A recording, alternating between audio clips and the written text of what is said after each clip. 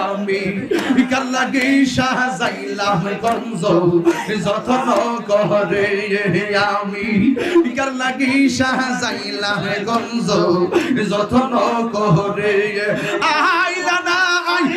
না গো মুর্শিদ আইলা না গো দয়াল আমার বাসরে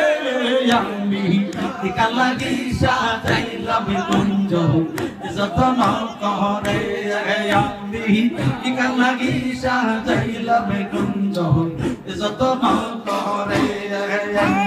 কপালে কি ছিল লেখা কপালে কি ছিল লেখা বাসতাম সাগরে আমি